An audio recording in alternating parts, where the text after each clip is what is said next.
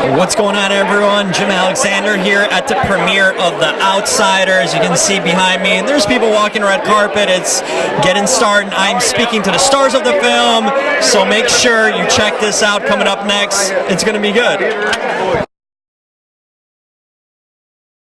Get you in frame here. I'm doing solo. I'm rolling solo here today. I like it. Yeah, one-man band. You know how it goes. Tell me about working with Timothy. I'm familiar with him. I know him. I've seen a lot of his films and covered him. What is he like as a collaborator? Because he's a hell of an interesting guy in person. I mean, we had a great time. I mean, I first read this script and I fell in love with it. I thought it was a little piece of Josie Wales, a little piece of Fistful of Dollars, and I got an opportunity to ride a horse and hold the 3 branches of government on my hip under the guise How does that feel? 45 single-action pistol at my disposal. So there wasn't really a lot to talk about when you're given that opportunity. You just kind of latch onto it and run. I had a wonderful time with him. I had a great time. I mean, we you know, it's you want a minimal amount of friction between 2 people to really collaborate. You don't want everything to, oh, great idea, let's do that, great idea. You know, he will tell you when something's up. We had the perfect amount to where neither one of us wanted to punch each other, but we were like, good idea. No, fuck that idea. Oh, good idea. You know, I enjoyed the process. It's pretty refreshing with a collaborator who will tell you the truth, you know, and like actually when you like something he does, and Timothy's that guy in real life too. But every time I see an interview, they're like, oh my God, we agreed on everything. I'm like, fuck off. No, you didn't. No, you didn't. No, that's not realistic. Yeah. But he had some great takes, some great insights, some great ideas, and I'm looking forward to seeing what it looked like on the screen. You know, when you do a movie of his, you're not sitting around. You're getting physical in a lot of ways, and a lot of movements. He's great when it comes to like martial arts scenes and fighting and stuff. Anything you learned on this with the choreography in a sense, working on this film and working with him? I basically learned martial arts on this film. That's pretty good. And I mean, you would know a little bit too. So I learned martial arts on this film. I'm kidding. I've been in martial arts since I was 9 years old. So, I mean, it was a wonderful opportunity to actually do some stuff on camera. You know what I mean? It was, hang on, just let me just, right there. And the movie continues. The movie continues on the red carpet. Yeah, but anytime you get to do stuff you're passionate about on camera, it's a killer. It's a killer feeling. And I had that, so I'm very grateful. And like I said, I'm looking forward to seeing the final product, see what we created. You know, with you've done so many credits, I can barely count, you know, on your IMDb with movies. What is the key for you to be a working actor in this industry where it's so tough to land any role, and you being fortunate enough to be a working actor over years and work in so many projects with different collaborators? Anything, any sort of secret or formula that you have that works for you to keep on getting this done constantly? Be good and don't be a dick. It's simple as that, huh? It's simple as that. I mean, be good at your craft and don't be an ass. You know, it's a lot of times you meet people that are incredibly talented in front of the camera, but they're not pleasant to be around. You know, it's a quality of life thing. I want to work with people that I enjoy being at the lunch table with, as well as, oh my God, they're amazing actors. And I've worked with a handful of people that are incredibly good in front of the camera, but maybe they rub people the wrong way. A handful. Only out of the mass of people that I've worked with. So really, it's only been a handful. But whenever you get around people that, wow, I want to spend my spare time with this person, you know, and they're good at their craft, that kind of person's going to keep going. And that's so true. And speaking of this guy, you see his movies, and it's like a family because he has the same actors over and over. You know, when we talk about Tim, he likes working with people he knows and is comfortable with and familiar with. You know, I think that explains kind of his style too in a lot of ways. Yeah, I mean, he won't return my phone call, but not kidding. How do we know that? No, I mean, he's, but I think that's kind of the way it is with everybody.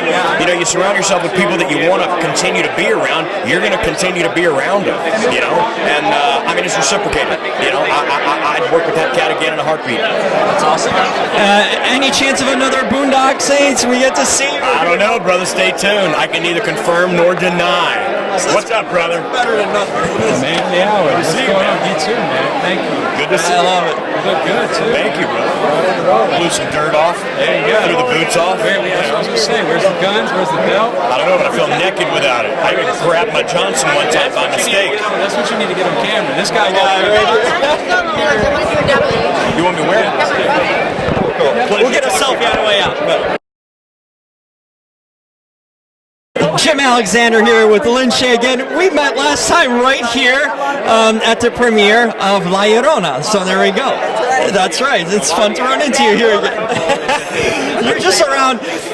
One thing, you're synonymous with horror. I kind of named you the horror queen currently, but also this man Timothy Woodward. You work with him on The Last Wish, on last movie that he actually did.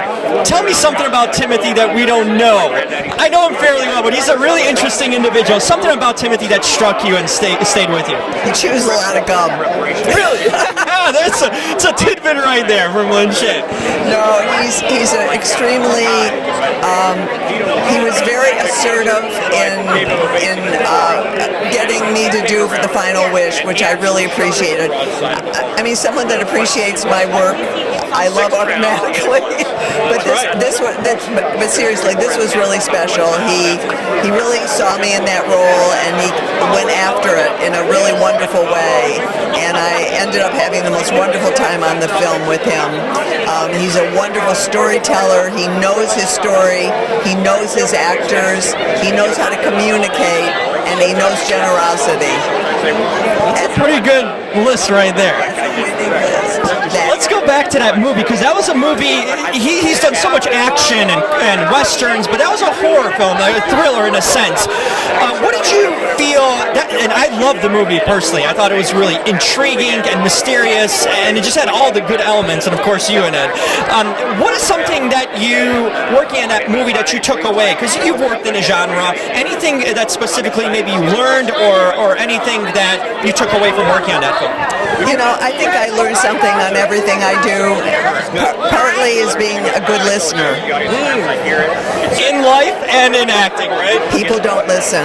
It's so true. I mean, it's sad but true. And I find I don't sometimes listen, and I have to slap myself across my face.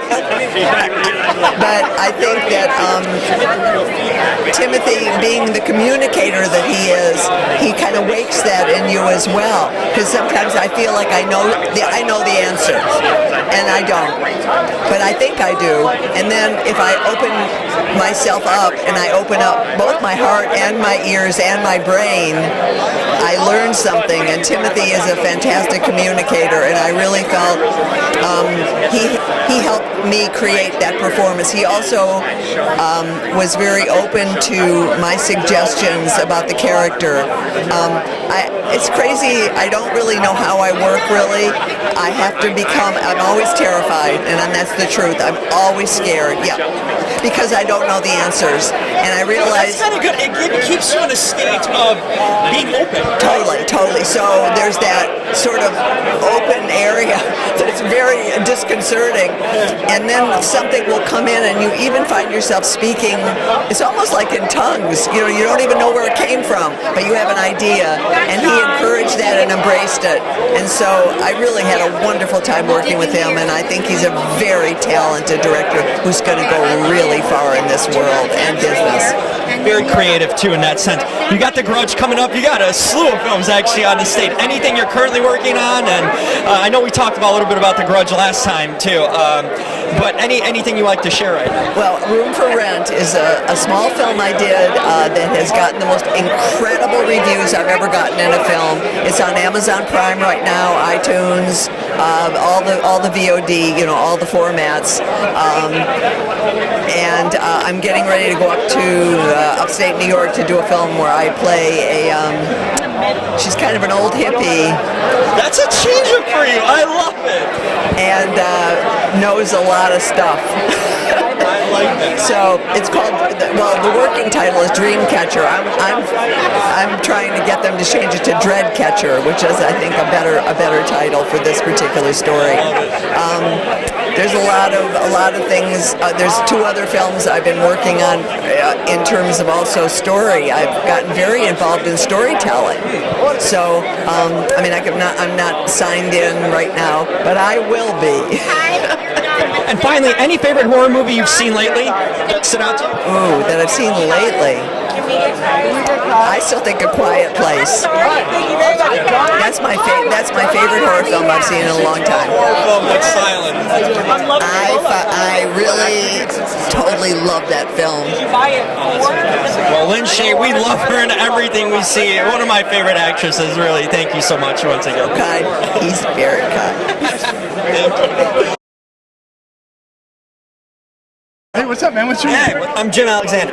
Jim Alexander. Kawi Lyman. Hey, there he is. Go ahead. How do you say it? Because I knew I was going to butcher it. Yeah, it's Kawi. Kawi. The spelling. Hawaiian, right? It is. Yeah. I like it. I was thinking Kawhi Leonard, NBA Finals. You know how.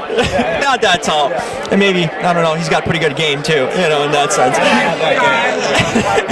Tell me, you've worked with Timothy on so many films. I know Timothy well. I've covered a lot of his films. What is it like working with this guy? Because he's so creative in what he does, and you'd be a good source to see his work and working with him. What is he like as a collaborator and a filmmaker? Well, first and foremost, Tim's a friend. I mean, he's become a friend now. I've done, I think, 5 films with him, and you hit it on the nose. He's very creative, and what I love watching about doing movies with him is each one gets better, and he pushes it a little harder in each film and achieves it, and it consistently blows me and Pablo, our DP's mind.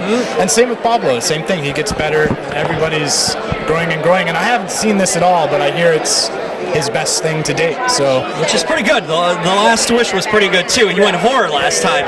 Yeah. You mentioned Pablo. It seems like Timothy always works like everyone's like a family because he keeps on bringing back actors he's familiar with, and in that sense, what have you learned from him as a collaborator on set, as an actor, that you kind of took away, and even as a person too? Like, what sort of things you learned from him that you kind of held on to?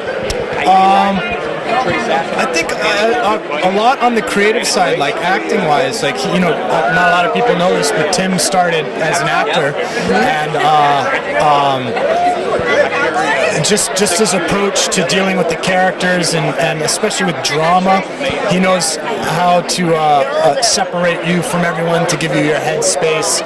And I'm usually very bubbly and want to talk to everyone, and he taught me that there's a time and place for everything, and to kind of like to work on what's coming. And I don't know if that even answered your question. No, that makes sense. I get what you're saying. He's a really interesting guy in that way. And what's another wonderful thing about him is he's not like this one direction director, like I have my vision, that's it. Like, he's open to collaboration, and I think that goes back to what you just said, which is the key word, which is family, and that's such a big part in making films, that if that isn't there, then it's not fun showing up to work. No, not at all. And with him, it'd be a fun experience. Tell me about The Outsider. I mean, he's done the genre. He's done the Western sort of genre. What's special about this movie in particular? I think this is his kind of homage to like Untouchable and Tombstone, more of a darker Western. I personally can't say because I haven't seen it, but from what I've heard and what I remember shooting 8 months ago, it's going to be dark and dirty. So, which is right up his alley. Which Tim is dark and dirty. Where is he? Yeah. Finally, anything you learned working on this film that you kind of take away? Anything in particular, that like a nugget of something? Yeah, that I hate shooting fight scenes at night in the rain. Ah, okay. What happened there? You'll see at the end of the movie. It's cold. Yeah, in November. If we shot it maybe in July, I might have had a different thing. But and where'd you guys shoot it? We shot out. This was at Big Sky. We shot all over the place. I think we were one of the last productions to shoot at Paramount before it burnt down. Yeah. Well, looking forward to it. Anyone knows Timothy, it's this guy, and we've seen him in a lot of films. Thank you so much for joining. Thanks, Alex. Appreciate it.